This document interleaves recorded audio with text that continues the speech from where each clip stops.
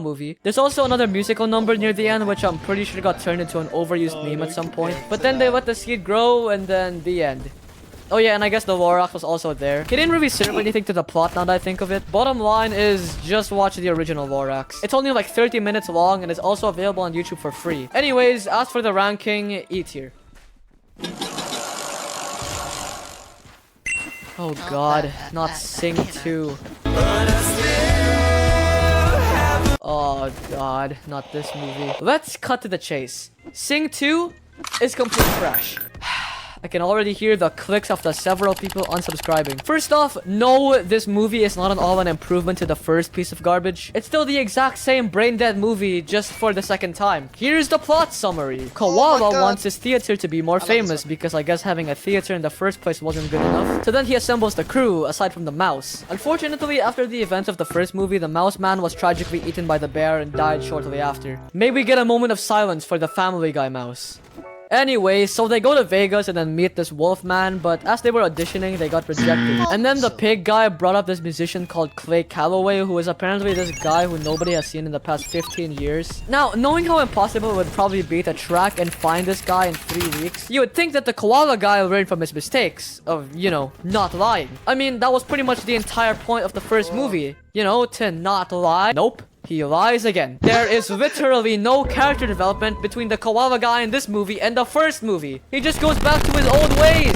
So then a bunch of stuff happens, and then there's also this wolf daughter that's pretty goddamn annoying. Fast forward a few minutes and the giant wolf man is trying to kill the koala, but then he escapes. Clay Calloway is also here now. The porcupine girl somehow convinces him to join the show, and then they put on the show behind the wolf's back. And then the wolf shows up and then gets arrested. Good job, Illumination. You provided literally nothing new to the table. I honestly don't understand how Illumination can keep pulling off obvious cash grabs like these. They have the most one-sided characters singing pop songs. Of course the movie's going to be a hit. I mean, I don't think that the song selections are bad in either movie, but in short, this movie is basically just the first one, except a lot worse. Don't watch it, F tier.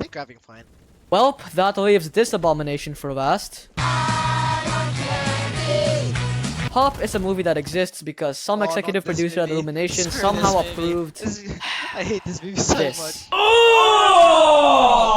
What the fuck? Honestly, this movie had no right existing in the first place anyway. It's just a mess from start to finish. Bear with me here. So the movie starts and we're introduced to this rabbit who is meant to be the Easter Bunny and his son. And then we cut to this guy called Fred, who is a jobless disappointment to his family. Kind of like me. He then gets kicked out of his house, but then his sister gives him a mansion to take care of and also a job interview or something I couldn't care about. Anyways, it turns out that the Easter Bunny's son is all grown up now, and he has practically no interest in carrying out the family legacy of, well, being an Easter Bunny because he wants to become a professional drummer. I mean, what can I say? The guy's got mad drumming skills. Anyways, he decides to run away and then meets Fred and he lives with him for a while. But oh no, his dad is sending out the pink berets, which are basically a royal guard. Oh yeah, and throughout this movie, there's also this annoying Hispanic chick that wants to be the Easter Bunny. Anyways, Fred goes to his job interview the next morning and doesn't get the job. And then his sister visits the mansion he's borrowing, and then there's just this really awkward scene where the Easter Bunny pretends to be a stuffed animal. How cute this stuffed bunny is! Wow. Yeah. Aww. Anywho, then Fred has to attend his sister's play, and then...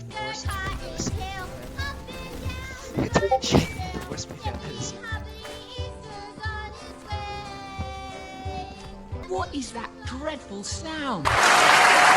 But if you thought that was over, nope, it gets worse. Somehow the rabbit thinks that the pink beret has found him, so he jumps on the stage, and then another musical number ensues. You're being ridiculous. Stop it. Sit down.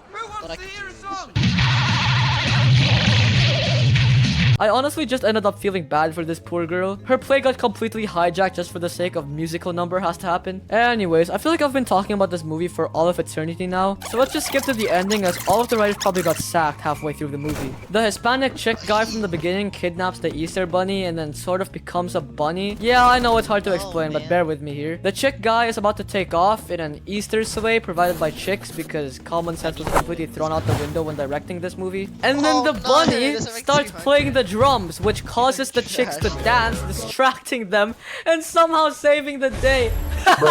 This movie is so unironically bad, I swear to God. And then Fred becomes a co-Easter Bunny because I don't know, okay? He just does for some reason. And then the movie ends with them flying off. Thank God the pain and suffering is finally over. G tier for getting the goddamn bin!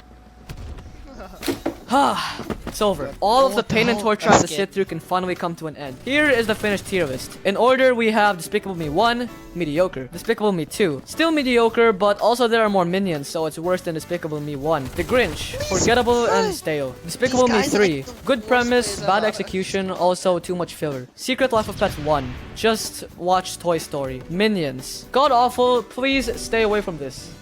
Well, unless you're 5. Secret Life of Pets 2. Forgettable and also complete garbage. The Lorax. Awful rendition, just watch the original. Sing 1. If you want to see animals singing pop songs with celebrity actors, then go for it. Sing 2. Basically just Sing 1, but just worse. Hop. Stay away from this movie at all costs. Okay, let's watch this. Funding for Schaffrillas is provided by Squarespace, the sponsor of today's video. From websites and online stores to marketing tools and analytics, Squarespace is the all-in-one platform to build a beautiful online presence and run your business. Spider-Verse is number 1. You knew that before you clicked on the video. It's Spider-Verse. You're just here to see how I ranked all the other movies. So Sony Pictures Animation has quite the repertoire. On the one hand, they've made a couple of the most beloved animated films in recent memory. And I really must emphasize that. A couple. Because on the other hand, they've made so much pure, unadulterated shit that I would like to formally rescind all my criticisms of Disney, Pixar, and DreamWorks' outputs. How do you make so much unfiltered garbage and then out of nowhere pop out a genuine masterpiece once in a blue moon? If this is like Illumination where you have no interest in art at all and produce a constant steady stream of shit just for the sake of making money, then I get it. But goddamn, why can't Sony just let the talented people that make their best films run things? Well, fortunately, I do think that's what the future holds for this studio, and I'm excited for said future now that we've gotten a few glimpses of what they can do when they just let talented creators run wild. But while the future is bright, the past is mostly dark. Gonna be honest, this is the hardest video I've ever had to make because there are so many garbage films that this studio produced. And I really shot myself in the foot with my personal criteria of what counts for the purposes of this list. I always go by the list of each studio's works on Wikipedia, which is the reason I didn't count the direct-to-DVD DreamWorks film Joseph King of Dreams, for example. But the Sony list on Wikipedia has it all. Direct-to-DVD sequels, live-action films with CGI elements, you name it. If it's a feature film that Sony produced, it's on this list. Oh, what's that? Do you hear that sound? That's the sound of pure, unadulterated agony! Why did I make me do this? Whatever, congratulations. You guys get to watch me suffer even longer than you thought. That should be fun. Let's just get this all over with so we can talk about Spider-Verse again. Disappointment in the game of life. To be perfectly honest, it feels really unfair to rank Surf's Up 2 Wave Mania as a part of this list for one simple fact. It is not a movie. It is a feature-length commercial. And no, I'm not exaggerating. This isn't like other movies that are filled with excessive product placement, yet at their core can still be considered feature films, like Space Jam 2, Ralph Breaks the Internet, or even the Emoji Movie, which I'm sure you all expected to be at the bottom of this list. And now as we speak, you're probably editing your smug comments that read, "I will bet my entire life savings that the Emoji Movie's at the bottom of this list. There has never been a more obvious bottom spot in any ranking video ever." And you're editing those comments to just say, "Oh, shit." You see, none of you understand the soul-sucking awfulness that is this commercial.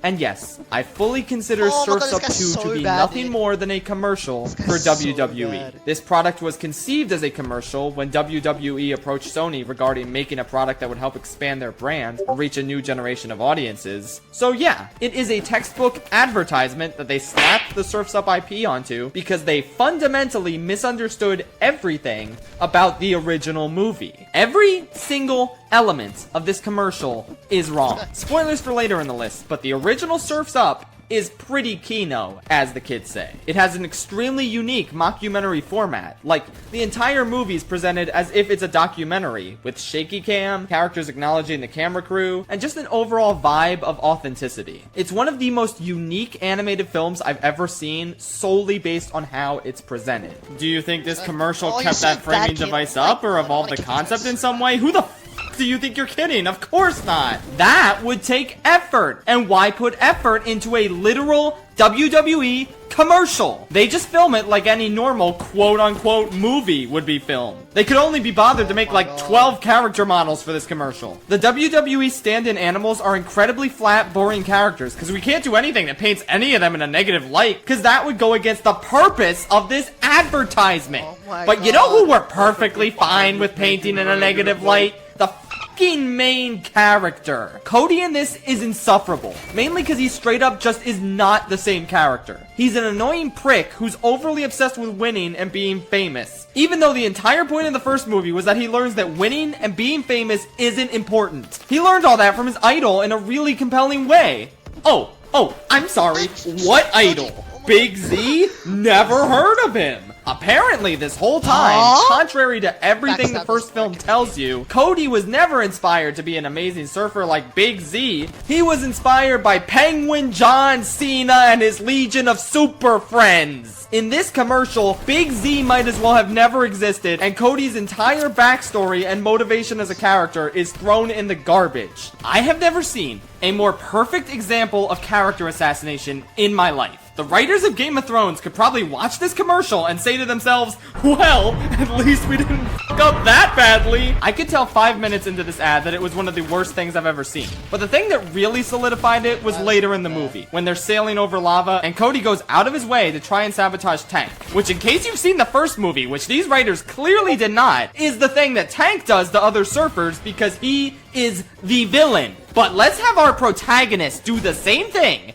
in a much more dangerous scenario in the second installment after he's already learned a lesson in the first installment. And that valuable lesson he learned in the first movie was not, don't attempt to murder people in order to win a competition. Because that's something he already f***ing knows!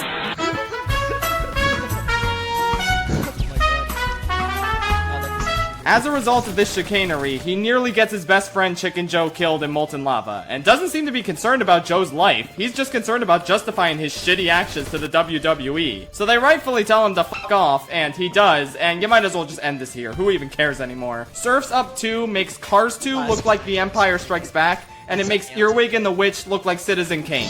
Dear Evan Hansen? More like, dear God, it's so much better than this piece of fucking ass. I have not hated a product this much